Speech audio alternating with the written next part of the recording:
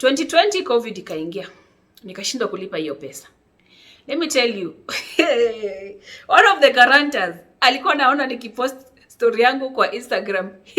Anatag hiyo story, ananikumbusha juu hiyo loan. Yeah, I used to have sleepless nights. Wewe imagine ukiamka asubuhi, umepost story zako, umeenda gym, hapo na workout, ama unakunywa kachai, mtu anatag hiyo post na kukumbusha hujalipa pesa. We, I just wanna be happy tonight.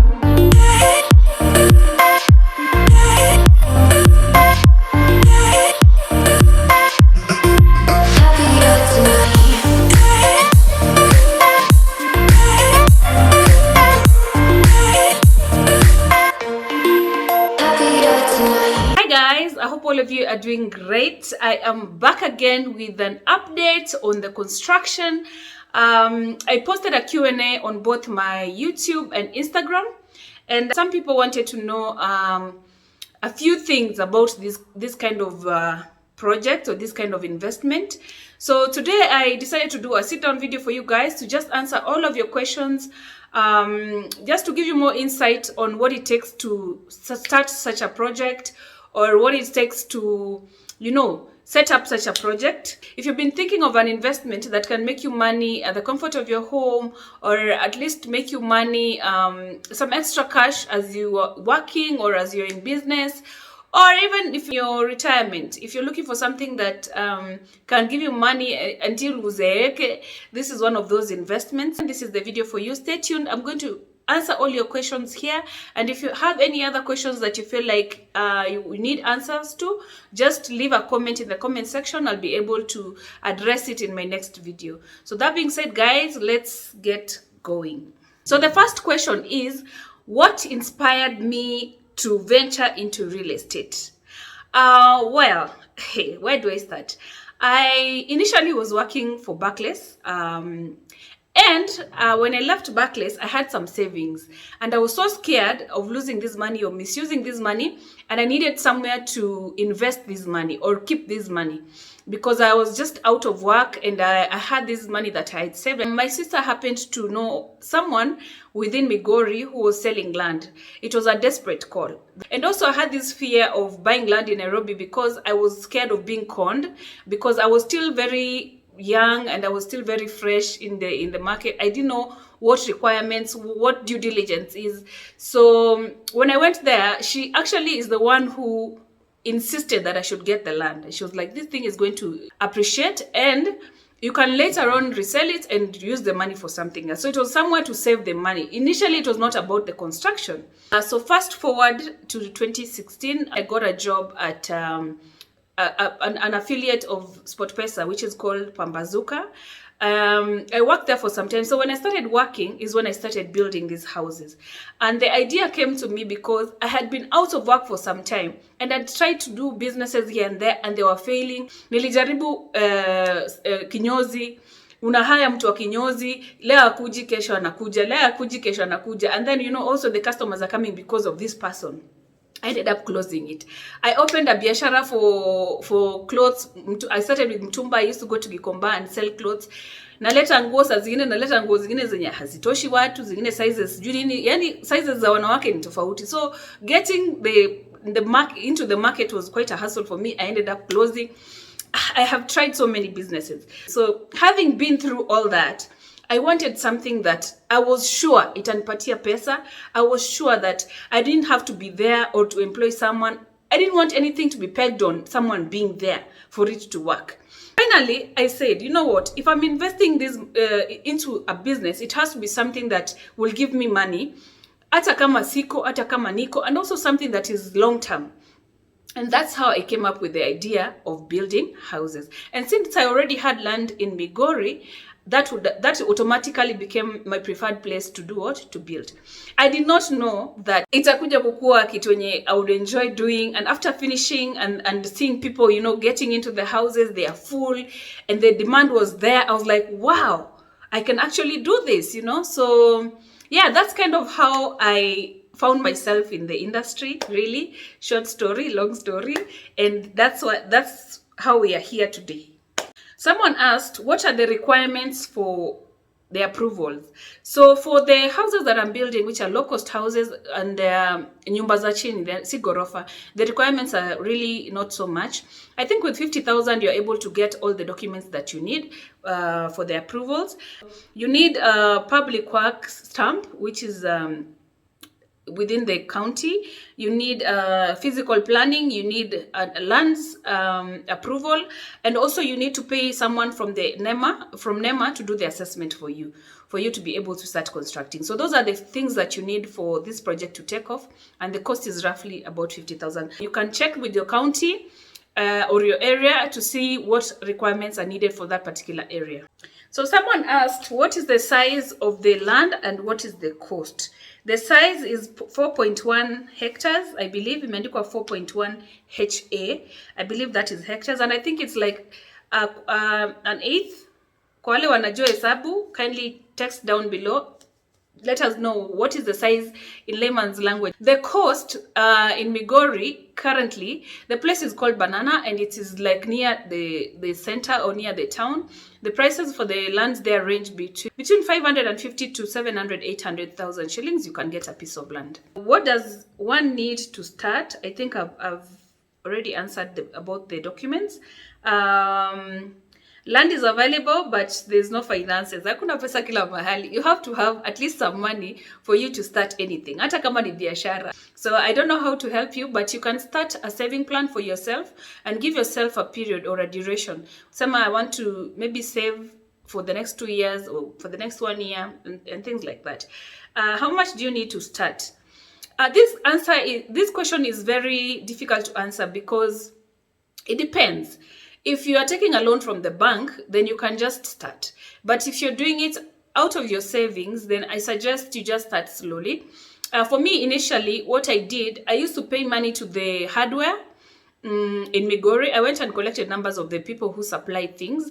Like I could pay maybe 20,000 to a hardware shop, wananiwekea simiti zenye ziko worth hiyo 20,000, ama wananipatia to collect note, so that when they reach like about 50, najua sasa hizo zinaweza songesha mpaka mali fulani. But you also need to have a schedule of materials so that you know what kind of materials you need for what stage of the construction. So that can work if you don't have access to loans. But if you have a loan, if you have access to loans, you could just, get the schedule of materials and just go buy all the things that you need and put them on the ground for each stage, like from the foundation, unamaliza, then as you move. So yeah. Someone is asking, is it way expensive than normal bricks? I think she's asking about the bricks that we used in Migori. I shared about how they choma the bricks down in the village. And the thing is that the normal bricks, it depends, I think, where you're coming from. Because according to that area, those are their normal bricks. And they cost about 6 to 8 shillings, depending on the size. But where I come from in Kisii, a brick is 10 shillings. And it's quite big. It's much bigger than the ones in Migori. So I think I'll say it depends on the area you're coming from. Because, well, mawe moja Nairobi is like 55 or 58 shillings. Brick is 10 bob in Kisii. In Migori, it's between 6 and 8 bob, depending on the size. Do you have a foreman? Are they paid daily, Ama? I do have a foreman who I pay on a daily basis. And I have the fundi now who does the construction. Fundis in the village are paid 800 shillings. In Nairobi, you pay about 1,300 to 1,400 shillings. Mtu wa mkono in the village is 450 shillings, 400 shillings. In Nairobi, you pay 600 shillings. So you can see it's definitely cheaper. Labor is cheaper in the village compared to Nairobi. Someone asked, approximately how much does it take to build in the rural areas plus paying the fundis? I've already answered about the fundis, but about the estimate, it's been a long time since I did the construction. And as all of you know, things have hiked in prices. So I will know for sure once I am done, and maybe when the project is done, I'll be able to give you guys a breakdown.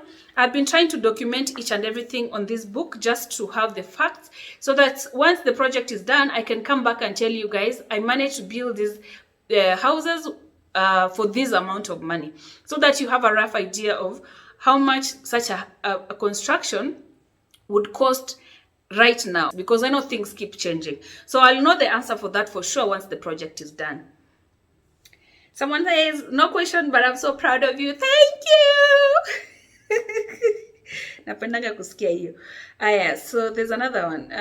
Kwani project yetu iliisha ama I think it's because I posted when I was in Migori and I was showing that the houses are already high, like the walls are already gone up. Let me tell you guys something. The shell of the house is the cheapest part of construction. Ukianza finishes hapo sasa ndio kazi iko. You might see that the house right now looks like imefika juu, but the actual work starts when you're doing the finishes. Tiles, choo, sinks, like steamer, wiring, like all those things, they cost a lot of money. So for me, imagine kutoa bricks chini mpaka juu, it may take even 4 days or 5 days or even a week if you have the money and you have the materials. But the most expensive part of construction inakuanga when you're doing the finishes. So whoever is saying that project yetu imeisha, haijaisha, sasa ndio tunaanza. We still have a long way to go, probably months to go. So stay tuned. Aishangi haraka hivyo. Inachukua muda, okay? Someone asked why construction. I think I've given a bit of why I chose construction. Because of course, mimi kwanza, the thing about construction that gives me so much peace is because I am a mom of 3 kids. And I always wonder, like, what if I'm not there today? Watoto wangu watabaki na nani? Na mwenye watabaki na yeye atawalea aje? You know, life is expensive right now. Hata kulipa school fees ya watoto wako peke yake ni expensive. So imagine today if you just, it happens that today you're not there. Leo hujaona jua, watoto wako wamebaki bila. And you know, mothers are everything. Wacha tusiongee maneno ya wanaume. Wanaume, they can marry even the next day. Kabla hata nyasi iko kaburi. What will happen to my kids when one day I don't wake up? This is why I really am passionate about these things. Because I know there's so many other things you can do. Like you can put up funds for your kids. You can pay for insurance for your kids. Life insurance and things like that. Ni pesa, for example, if I'm not there today and my sister decides she's taking my children, she will collect the rent. Ata make sure amewalipia school fees. Ata make sure medical zao ziko sawa. Ata make sure wamekula, wamevaa nguo. At least atapata kitu itamboost akiendelea kunilelea watoto. And I think my greatest fear as a mom is to die when my kids are young. Sometimes I actually negotiate with God. Namwambiaga tu God, ukinipatia tu mpaka wafike 20 years. Hata ikifika hapo ni sawa. Ndashukuru. Nasemanga tu usinichukue bado wakiwa wadogo. Nihurumie tu watoto wangu wakoekue. At least waweze kujisimamia, at least waweze kujipigania. You know, that is the fear of every mom. So for me, construction, it makes me feel safe because I'm like, in the event that I'm not there. Hata hawa watoto, sai job market hakuna jobs. Like when they leave university, watapata niliwaachia kakitu. At least mtu anaweza collect rent. If they're wise kids, they can continue with the projects and, you know, make an estate out of it. Mali nitakuwa nimefikisha, inshallah, Mungu akinibariki. And they can earn a living from it. And they can continue from there. But ukiangalia job industry sahi, mtoto anatoka university hakuna makazi, hakuna kitu. Anarudi nyumbani anakaa. People are staying at home even up to 25, 30 years. Bado mtu ako kwa nyumba mamake.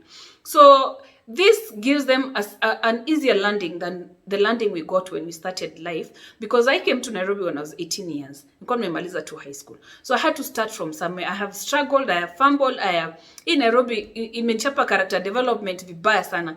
So I feel like I need to do this for my kids so that wakifika hiyo age, naweza ambia Liro, we shika hii, Imani we shika hii, Taju we shika hii, kila mtu ajipange. So that's just my thought. Has the journey been easy? The journey has not been easy. Kwanza, hey, let me give you guys a story. When I left, my job at Pambazuka also ended at some point. Wakati SportPesa ilikuwa inakimbishwa maneno ya sijui taxes na nini. So we were laid off. And I just had my third born, Taju. Now, tukielekea tulipatiwa mabarua tukaambiwa we have been given times, due 1 month ama ilikuwa ni 2 months. I decided to take a loan within the organization. We used to save with Amref Sacco. Sasa nikapatiwa hiyo inaitwanga unajua vile Sacco inakuanga mtu anakuguarantee ndio unapata pesa. So I went to my colleagues nika-collect. I had just bakishada a small portion of the construction iishe so that watu waingie. So I borrowed money nika-exit nayo. Sasa vile nili-exit nayo, I exited about 2018 or 2019? I think it was 2018. So nikalipa 2018, 2019 nikalipa. 2020 COVID ikaingia. Nikashindwa kulipa hiyo pesa. Let me tell you. One of the guarantors alikuwa naona nikipost story yangu kwa Instagram hivi, anatag hiyo story, ananikumbusha juu ya hiyo loan. I used to have sleepless nights. Nilikuwa na post story hivi, anatag hiyo story, ananikumbusha juu ya pesa sijalipa. I ended up working so hard. Na ilikuwa time ya COVID, hakuna biashara huku nje, watu hawalipi rent. Unangangana na watu rent, watu hawatumi pesa, juu kila mtu anahangaika. I even had to reduce the rent ya nyumba zangu because people were really struggling to pay. Nakwambia, it has not been easy. So whoever is asking if the journey has been easy, it has not been easy. Wewe imagine ukiamka asubuhi, umepost stories zako, umeenda gym, hapo na workout, ama unakunywa kachai, mtu anatag hiyo post na kukumbusha hujalipa pesa. But loans si mbaya, loans ni mzuri because zilinisaidia nika at least nikamaliza nyumba. But sasa challenge ilikuwa during COVID, I could not pay. So this thing really gave me stress to finish, but thank God I finished paying. So hakuna investment yenye haina challenge. Hata biashara iko na challenge. Right now I run a wines and spirit. I have 2 shops for wines and spirit. And I'd say this, hata kwa hii biashara yenye nafanya right now, wines and spirit, maskari wanashinda hapo. City Council wanashinda hapo. Health wanashinda hapo. There's always some challenges in anything in this life. But if you decide that is what you want to do, lazima tu kuwe na thick skin, because hii Kenya yetu hata kufanya biashara si rahisi, honestly. So lazima tu kuwe roho juu, kuwe na roho ngumu na ujikaze. And if this kind of investment inakubamba and you feel like it's something you want to try, I hope I've answered most of the questions in you. I think that makes sense. And I've shared a bit of my dramatic history with biashara and loans. So just start. Kama unapata pesa, hata kama salary yako ni 50k ama 30k, you can always start by saving. Ujipatie hata 2 years, useme, in the next 2 years I want to achieve this, and then work towards it. Like me, my first land was actually purely through savings. And even the constructions, I used to, this van of mine used to be, I had the van, it was new, nikaweka kwa kampuni Pewin, nilikuwa napanda matatu kwenda job. Ndio nipate hiyo, ilikuwa ni 60,000 at the time if I'm not wrong. Wakawa mpatia 60,000 every month. Napanda matatu, at the end of the month gari ilikuwa kwa kampuni ya Kahaya, wananipatia 60,000. Nikipata hiyo pesa yote naenda nalipa kwa hardware na book materials. So I did that for the period that I was working. Mpaka wakati sasa nilimaliza nyumba is when I took the car. Nikafanya nini? Nikaanza kutembelea. So you have to look at your options, uangalie what you have to give something to get something. Unajua? Lazima ujinyime ndio uweze kugrow. So mimi nilijinyima hiyo na ikanisaidia at least mpaka dakika ya mwisho sasa ile sasa nilikuwa naenda kutoka job na nilikuwa nataka hizo nyumba at least ziishe nipate income, ndio nilichukua loan. But you can always start from somewhere. Biashara ya nyumba si mbaya. Rent ya nyumbani ni kidogo lakini ni kitu unajua hiko. Na nyumba zinaenda zikiappreciate. That house will not cost the same rent maybe 5 years from now. That house rent haitakuwa the same 10 years from now. Probably by the time I'm handing over to my kids, watakuwa wana collect pesa ya maana yenye inaweza wasaidia. So yeah, that being said, guys, those are the questions that were asked. I don't know if I missed anything. If I did, just leave a comment in the comment section below. I'll answer you in the next video. But that is just basically how my journey has been, and that is how biashara ya mjengo iko. So I hope this video was beneficial to you. Na kama umetamani kujenga, tafadhali anza tu na kusave if you don't have money. Ama kama unaweza access loan kwa bank, ende access, because you can always pay off the loan using the rent money, alafu eventually nyumba zinabaki tu zikiwa zako. So thank you guys for watching, and see you in our next video.